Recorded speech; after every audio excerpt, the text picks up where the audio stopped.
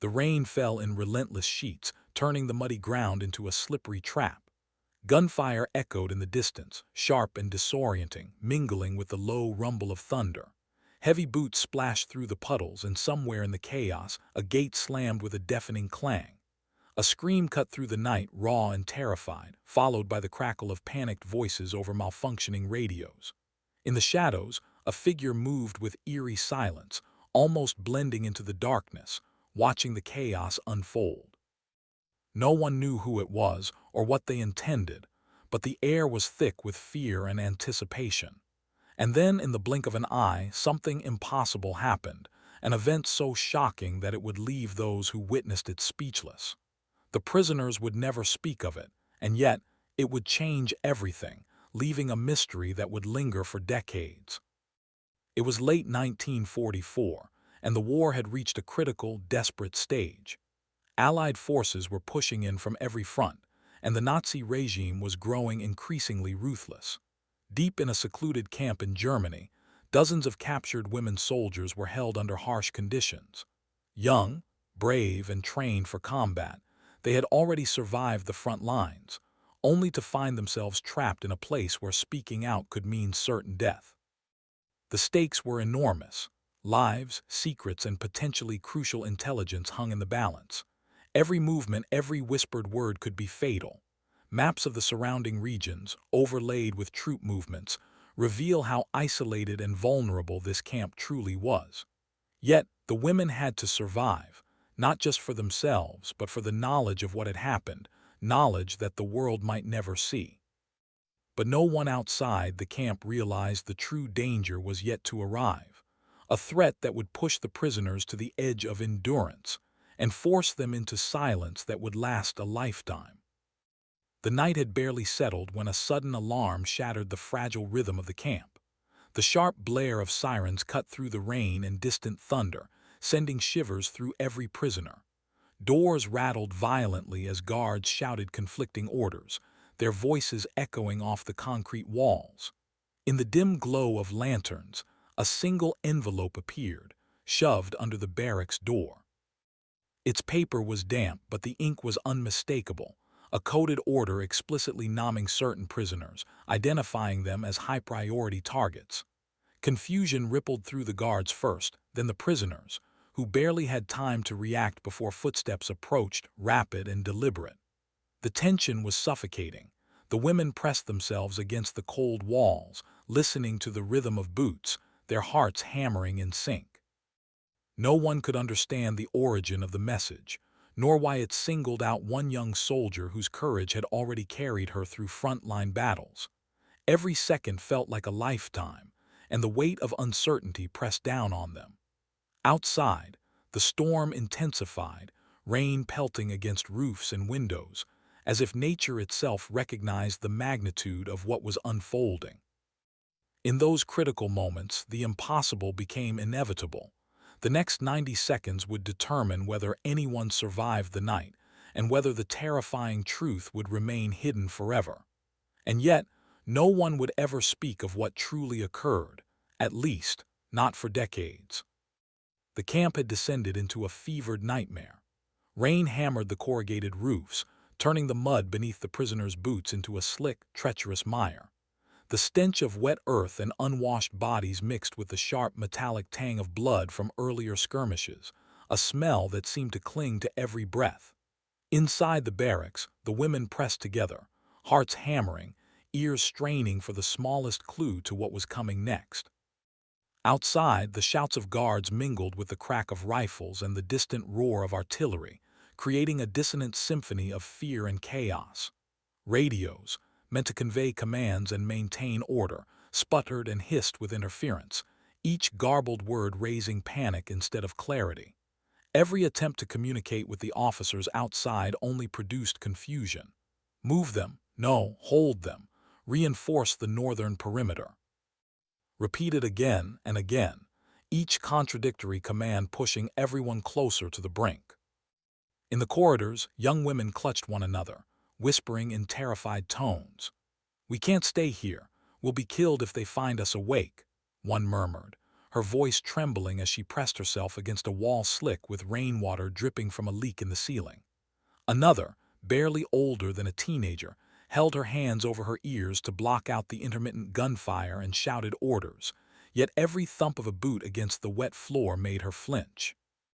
Outside, the guards were a frantic mess, some arguing over who had authority, others attempting to corral prisoners while bullets rattled against metal doors and splintered wooden crates. The storm intensified as if conspiring with the panic inside, and the wind's howl carried distant voices that seemed almost spectral, echoing off the walls and making the shadows appear alive. Suddenly, a reinforced vehicle crashed through the outer gate, splintering wood and tearing metal, sending guards flying into the mud.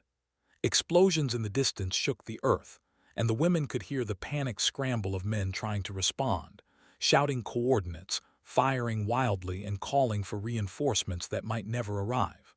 Some guards, frozen in indecision, fired in all directions, inadvertently endangering prisoners. The women ducked instinctively, their hearts in their throats, some praying silently, others screaming into the darkness. Inside the command room, officers were struggling to decipher fragmented radio messages. Maps were strewn across tables, some soaked with rain seeping through open windows, others marked with hastily scribbled annotations, creating a dizzying picture of chaos and miscommunication. The enemy movements, entirely unexpected, were now intersecting with the camp's poorly coordinated defenses, and every decision made was a gamble between survival and certain death. Within the barracks, fear became a tangible force, pulsing through every interaction. A nurse helped another woman tend to a scraped knee, whispering reassurances, though her own hands shook violently. The sound of breaking wood above them suggested yet another misstep by the guards or an assault from outside, and every shadow seemed to harbor an unseen threat. The women learned quickly to move in near silence, to anticipate danger before it arrived, listening for the slightest imbalance in the cacophony outside. Occasionally, one would peek through a crack in the boards, only to be forced back by a flash of movement. A guard turning the corner, a beam of light sweeping across the mud, or the silhouette of a man staggering in the storm.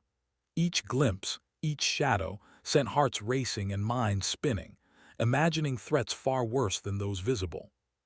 Tension escalated further as misfires and jammed weapons created a dangerous stalemate. Officers on the ground demanded the impossible: contain the prisoners, repel the intruders, and maintain order, all while the camp itself seemed to crumble under the combined pressure of the storm and the approaching enemy. Reinforcements that had been promised never arrived, and those present were forced into split-second decisions with life-or-death consequences. Fear turned into instinct. The women learned quickly how to remain invisible, moving only when absolutely necessary, their breaths shallow and measured, their bodies pressed against walls or under cots. Every noise, from the drip of water to a snapping branch, became a potential harbinger of doom. As the hours dragged on, human reactions shifted unpredictably. Some guards broke down completely, abandoning their posts and fleeing into the rain. Others became hyper-aggressive, lashing out at prisoners or even at each other, driven by adrenaline, fear, and confusion. Inside the barracks, whispers escalated into urgent plans of survival. Small groups huddled together, devising silent codes and escape routes, considering whether to feign death, to hide under mattresses, or to risk exposure for the chance of fleeing. The storm outside became almost a companion in their terror, masking some of the sounds of approaching danger while amplifying every internal noise of the barracks: the shuffle of feet, the creak of doors, the whisper of fabric against skin. Throughout this chaos, there were moments of haunting stillness, fleeting intervals where the storm paused just enough to make the silence unbearable. It was in these moments that fear transformed into paralyzing anticipation. Every shadow seemed to hold a decision point, every distant shout a clue or a trap. The prisoners learned quickly that survival required a delicate balance of stillness and timing, listening to the rhythm of chaos, anticipating threats before they materialized, and trusting instincts honed under unimaginable pressure. Outside, commanders attempted to regain control, issuing orders that collided with reality in violent ways, sometimes worsening the situation rather than helping. Miscommunication, fear, and the unpredictable elements of human and environmental chaos intertwined, creating a situation so volatile that a single misstep could trigger catastrophe. And yet, despite the overwhelming tension, moments of courage emerged. One young woman, realizing that remaining passive would invite death, whispered to another, guiding her through a hidden exit they had spotted hours before. A guard, torn between duty and conscience, made a silent decision to shield a prisoner from a careless shot. Small acts of heroism punctuated the relentless fear, humanizing a situation that could have otherwise been entirely hopeless. But each act carried risk, and the consequences were immediate. Footsteps, shouted orders, flashes of light, and the ever-present rumble of the storm reminded everyone that survival was not guaranteed. By the time the night reached its peak, the camp had become a maelstrom of tension, chaos, and human resilience. Every decision mattered, every second counted. The women had learned to navigate the darkness, the noise, and the fear, creating a fragile balance between motion and stillness, between courage and concealment. And yet the underlying question remained. How long could this tenuous equilibrium hold? Somewhere in the shadows, the true threat lingered, patient, deliberate, and unseen. Every heartbeat, every breath, every whispered word was measured against the possibility of discovery, exposure, or annihilation. The storm continued to rage, mirroring the internal tempests of the prisoners, and as dawn threatened to break, no one could know who would live, who would die, or what horrors would leave their mark forever. By now, the camp had become a living nightmare, a storm of fear, confusion, and relentless pressure that threatened to crush everyone within its walls. The enemy movements were faster, more unpredictable, and utterly relentless, cutting off supply routes and isolating sections of the camp that had only moments before seemed defensible. Within the barracks, the women were pushed to the edge of endurance, their muscles trembling from exhaustion, their breaths ragged from long hours of silent tension. Every shadow seemed alive, every sound amplified into a threat, and every glance toward the doors risked exposure. Outside, the guards were no longer a source of security. Some had fled entirely, others patrolled in a frenzy, firing indiscriminately as adrenaline overrode reason. The prisoners had to navigate this volatile landscape while staying unseen, unheard, and above all, alive. Then came the first real shock, a betrayal that no one could have anticipated. A trusted officer, someone who had previously shown restraint and even faint compassion, suddenly turned on a group of prisoners, directing guards toward their hiding places. The women froze as footsteps approached, heavy and deliberate, echoing through the corridors like a drumbeat of doom. They had seconds to act, to decide whether to flee, hide, or attempt the impossible, to deceive the very people who controlled their lives. One of the young soldiers, realizing the threat could not be outrun, seized a moment of opportunity, pushing a fallen crate into the hallway to block pursuers while guiding her companions through a narrow passage she had discovered earlier. The sound of shouts and gunfire collided with the storm outside, creating a cacophony so overwhelming it felt as though the world itself were collapsing. Every action carried staggering emotional weight. Promises whispered in fear, the vow to stay together, to protect one another, to survive, were tested by sudden separation, screams of pain, and the raw terror of near-death encounters. In the command room, officers tried desperately to reassert control, issuing orders that often arrived too late or conflicted violently with each other. Blinking lights on maps, intercepted signals, and urgent radio messages created a dizzying overlay of strategic chaos.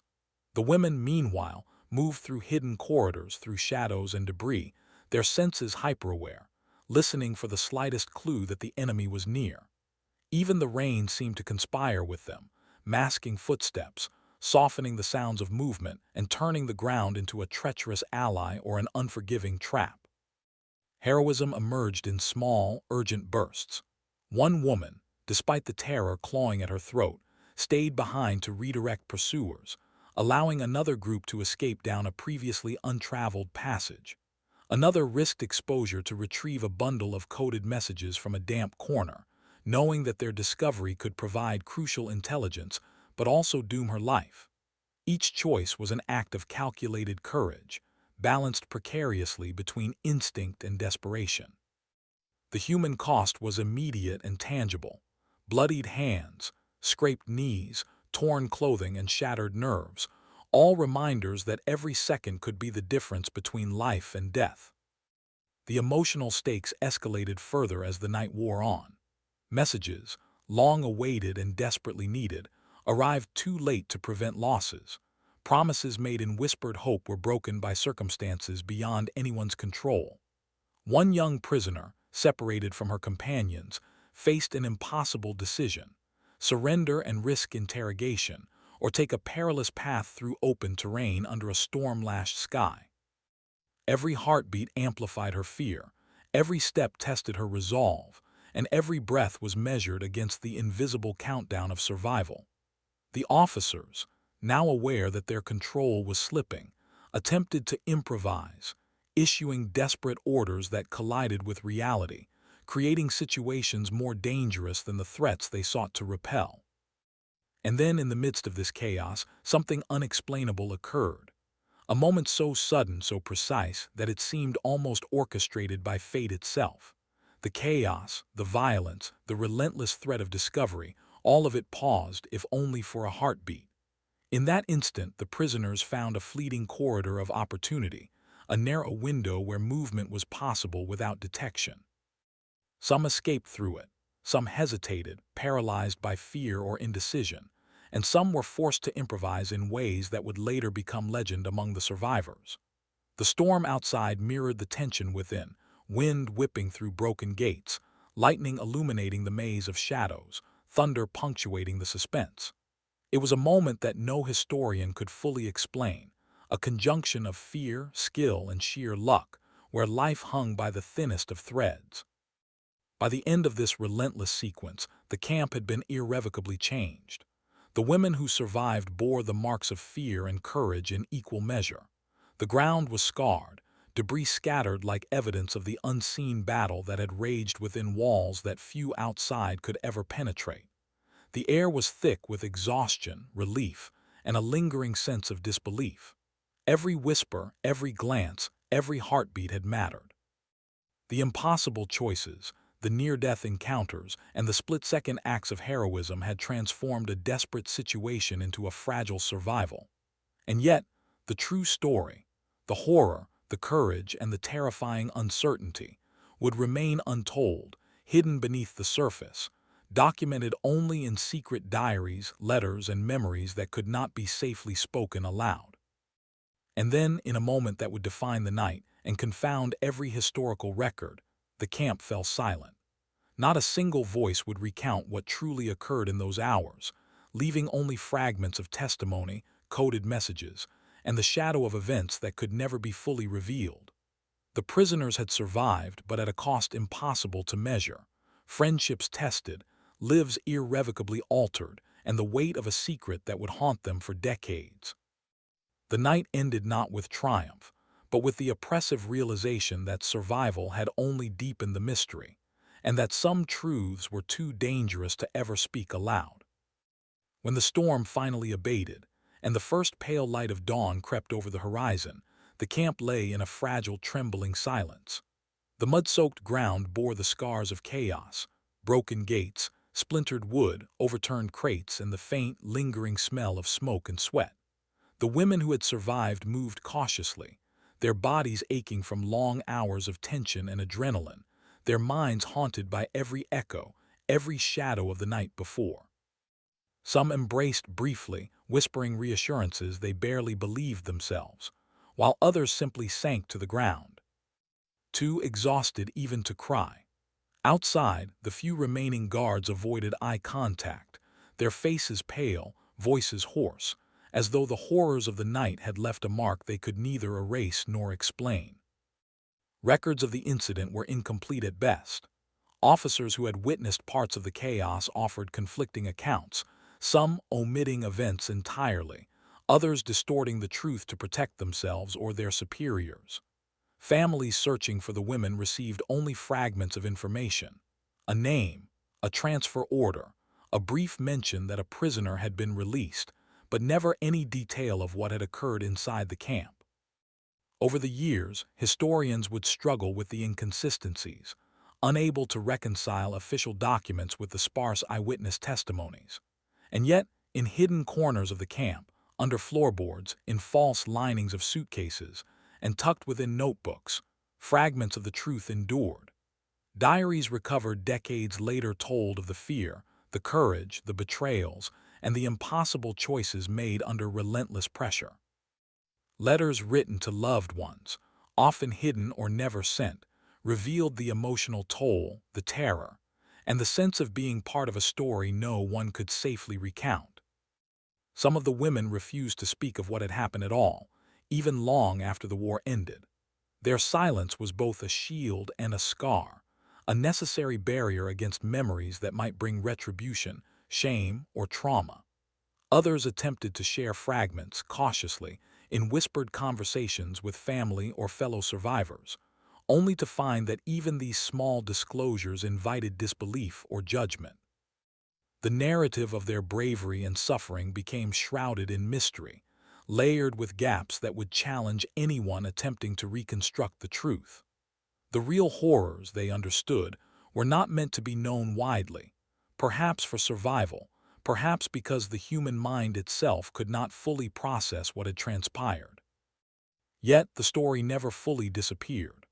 Archives, classified files, and secret military records hinted at the truth, suggesting that the events of that night had been far more consequential than anyone imagined. A coded message discovered decades later indicated that the prisoner's silence had inadvertently prevented a larger disaster. Diaries described the fleeting, impossible opportunities seized in the chaos, acts of courage that had gone unnoticed, and moments where survival seemed utterly beyond reach. Every recovered artifact, every piece of correspondence, spoke to the tension between what could be documented and what had to remain secret. And in each account, a chilling refrain echoed. Some truths were too dangerous to speak aloud, some memories too perilous to share. The final, haunting detail came from a diary tucked beneath a false lining of a suitcase, discovered only decades later. Its last pages described what a young soldier saw in the darkest moments of the night, a vision so terrifying and inexplicable that she could not bring herself to speak it, not even to those she trusted most. The words were fragmented, hurried, almost illegible, a desperate attempt to preserve knowledge that could change history, but that knowledge remained hidden from the world. Scholars, archivists, and even family members could only speculate at what she had witnessed. And so the story ends in silence, a chilling, unresolved mystery, a tale of courage and fear, of life hanging by the thinnest thread, and of secrets that even time could not fully reveal. The truth about that night, the terror, the heroism, the impossible choices, remains locked away, hidden in archives, diaries, and memories. Some say that listening carefully, one can still hear echoes of footsteps through the storm, whispers of courage that refused to die, and the silent, unbroken resolve of women who survived a night no one else could understand. And so, the story lingers, a shadowy testament to bravery, secrecy, and the haunting reality that some truths are never meant to be spoken.